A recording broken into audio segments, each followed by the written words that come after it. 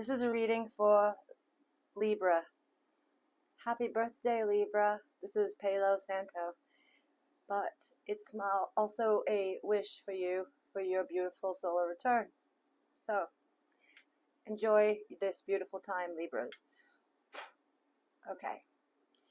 So, Libra, this has been quite the start of October 2024. You are in the midst of a beginning of a new cycle if you're a Libra sun sign, and we just had that solar eclipse on the 2nd, which was really game changer for everyone on the planet.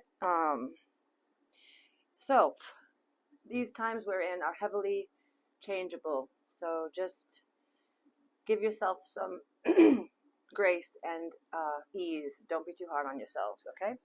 So thank you for checking out this reading. I appreciate you so much. Let's get your messages. This is a weekly reading I'm doing, and it's for October 5th through October 12th. And this one is especially for the Libras, okay?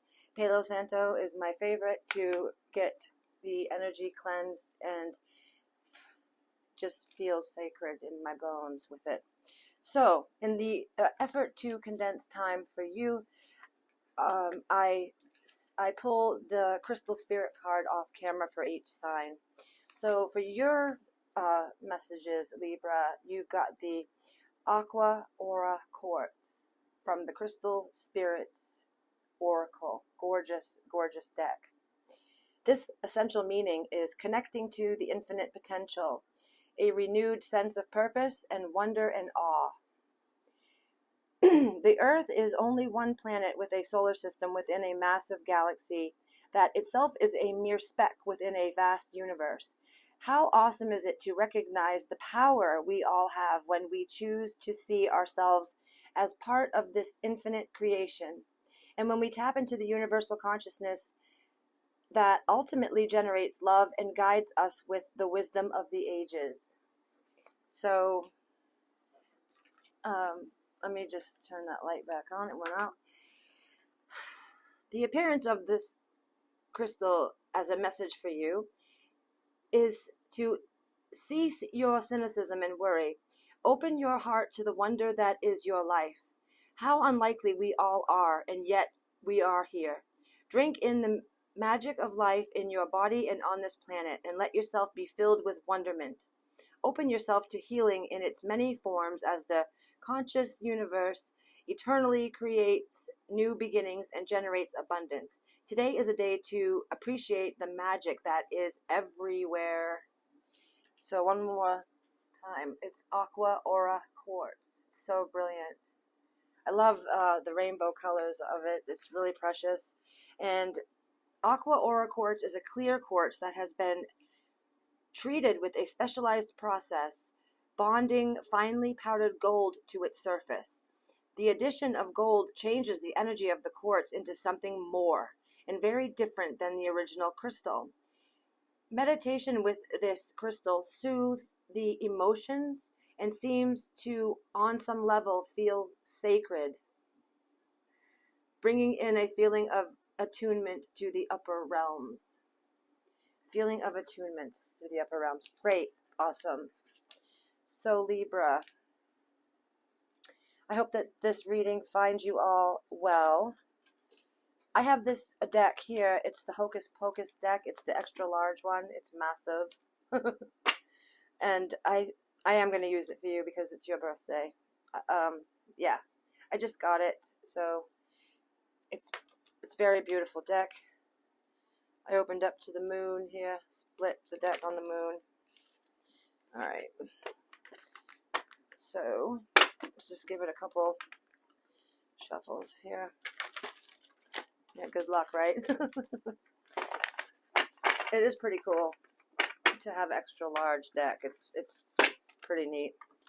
So, the King of Swords. And I'm reading for Libra. Fire placement. Fire, yeah, right. Air placements, but this is the King of Swords in this deck. Wow. Okay, so where should Libra most focus their attention this week, October. Okay, before I even ask the question. But source energy knows what I'm asking. So you've got the 10 of candles, which is the 10 of wands, and the 6 of pumpkins, which is the 6 of pentacles. Okay, so 10 of candles. Now, I just got a message about this. That's because it's your birthday. But in all like little silly jokes aside, it's not a joke. It's synchronistic. You are celebrating a brand new 12-month cycle that's coming, that is beginning now for you. So these candles, the traditional 10 of wands is a very burdensome card. It stands for carrying too much baggage, being held back, being made to feel really tired physically and emotionally, mentally, just carrying too much weight, and it's all on your shoulders. But in this reading, because I'm reading for you and intuitively and all, I feel like this is to signify your solar return. I truly do. So I'm going to go with what I feel and what I get, because that's how I read. So in traditional tarot, it stands for burden, bondage, and drudgery. Okay. However, there is a golden hue to the to the 10 of wands, being that all the experience that led to that excessive baggage, because there was no release, there was no making amends with things. The person just kept accruing more burdens because they didn't go through this process of, grieving when things end or whatever happens in one's life. And we all know what it's like to be human. There's so many variables and so many things we all go through, and a lot of people don't process their emotions properly. I mean, let's face it, we're in a day and age where we're so fast and just speeding straight ahead into hell, a lot of us have. And so I feel like when we don't allow ourselves the time to process what we've been through, then that leads to that 10 of wands energy for sure. But so take it as it resonates. A lot of you could be experiencing that 10 of wands energy. But the question was, where is Libra's best focus? Where is Libra's best attention served? What should they focus on the most? So in that regard, the 10 of wands, this is 10 of candles. So this is going to be for your solar return. So, and then the 6 of pumpkins. Now, what this represents is an equal give and take, an equilibrium of a dichotomy, something that you do with another, or with a profession, or an experience, or a person, partnership, business, career, that there's a return. What you are putting forth, you are getting back. So there's not a unequal, unbalanced relationship, platonic or otherwise, that there's not one person doing more than the other. It's equal, it's even, and it's very prominent and abundant giving. Like that, it's fulfilling you. You're feeling very happy. And it doesn't get lost on me that this is like balloons and candles for where Libra should pay their focus. How incredible is that? It's like balloons and candles. I love it. Okay. So focus on those energies, those friendships, relationships, partnerships, and any kind of other ships that you are dealing with another entity or person in which your giving is reciprocated. There is healthy rapport. There is a passion and a equilibrium that is felt within your dealings with that thing, person, whatever it is for you exactly. So that's beautiful. So that's where they want you to focus most on, is those kind of dealings. Now, for some of you, you might not have any of that. You might be in a lot of unbalanced situationships, partnerships, friendships, whatever. So the message there is to pull back. Whether I believe most Libras are people pleasers and are very kind-hearted, generous souls, and they like to give. So I believe that you would be the oversharer. That's for most of you. So draw it back, draw your energy back, pull back. And you know, a beautiful thing I heard from somebody, and I wish I could remember who said it because I'd love to give them credit, but is that you dial back your energy to the amount that the other person is putting forth. Let's just use a relationship for the example. So your person is giving X, Y, and Z while you're doing all these things and extra. So what you do is you dial it back to give the X, Y, and the Z. You mirror what the other person is giving, and then you wait. And you see if there's growth on their end or if they even react. Now, if they don't come forward and make more of an effort towards you, or if there's nothing that is rippled from your pullback, it's best for you to just X out of that partnership. It's not going anywhere. So pay your attention. The most important thing a human being has is where they focus their attention. So pay yours to things that light you up with candles, make you feel good, and to those equal give and take situations that you're a part of. And if there isn't any, for some reason in your life, then that's what you do, is you pay your mind to finding them or to creating them. You don't participate in the ones that aren't equal, please, for your own good. Now, what's Libra's most dominant challenge for October 5th through October 12th? What's their most dominant challenge? What's their most dominant challenge? I'm thinking maybe I better pick a different way to pick the card because I could be here a while. I do so good with them. All right, yeah. What is Libra's most dominant challenge this week? The Queen of Potions. So this is the Queen of Cups. So your most dominant challenge is your emotions, your nurturing tendencies. The Queen of Cups is the most sensitive creature that comforts others, wants to provide care, feels others' pain. She's so empathetic. She's so loving. She's so gentle. And she's easily taken advantage of. She's easily a mark for manipulation. And the truth is, though, she's highly psychic. She's so psychic, and she can see him coming a mile away, but her beautiful, kind, loving, unconditionally loving heart gets the best of her a lot of the times. So that's your biggest challenge this week, is that gender is not specific here. We all have masculine and feminine in our beings. All humans do. So the feminine part of you is going to be challenged by possibly some of these people that aren't in the history of giving you equal. Some of these people that are used to walking on you and getting whatever it is that they want, and not caring or seeing to anything that is necessary for your end. So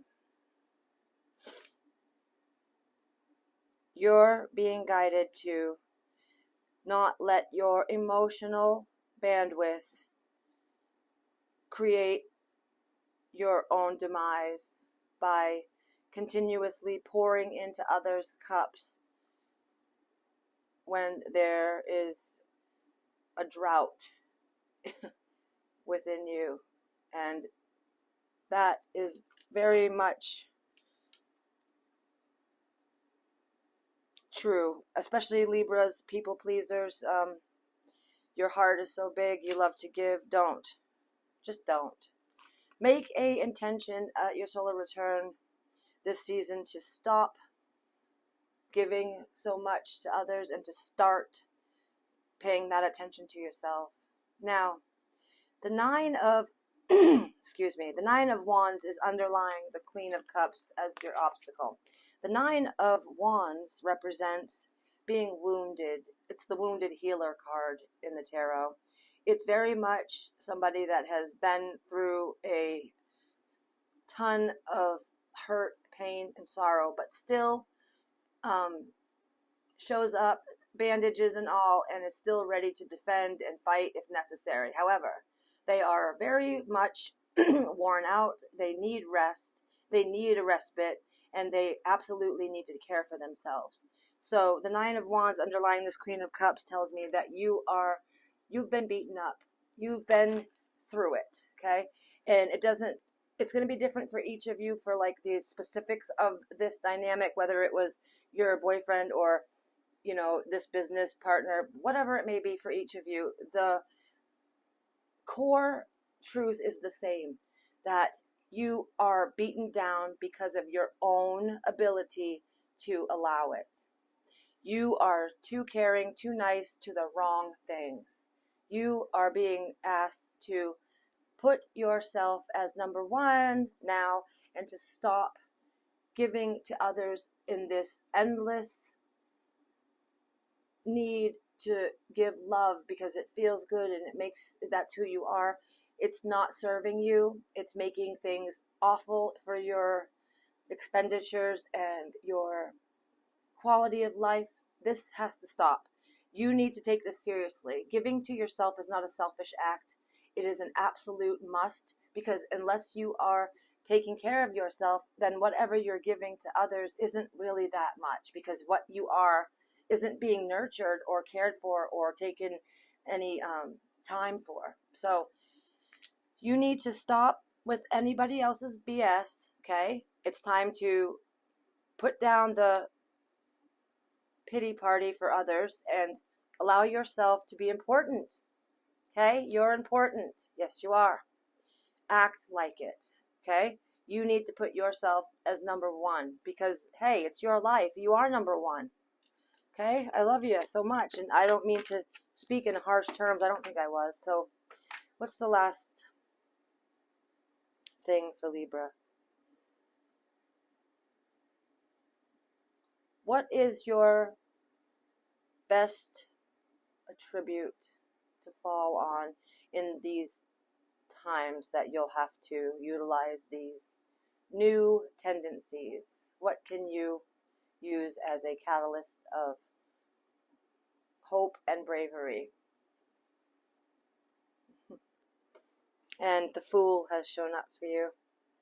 The Fool energy is so brilliant because the Fool is all about having no baggage, having no expectation, taking that leap of faith, and in doing so, they might be in a little bit of, you know, hot water, and when they're out in this brand new world and not really knowing what is coming, but they have that beautiful wonderment that all little children have, where everything is new and amazing and exciting because it's, you know, they don't know what it is, and it's amazing. So in those times where you're ready to buckle and return to the habitual hamster wheel of people pleasing and sacrificing oneself, remember that there's this abundance of brand new potentials and opportunities for you that demand you come with no baggage, no expectations, and you have to be a fool. The Fool is just saying that you are young in your choices. You're young in this opportunity. You're young in this experience, meaning it hasn't been known to you.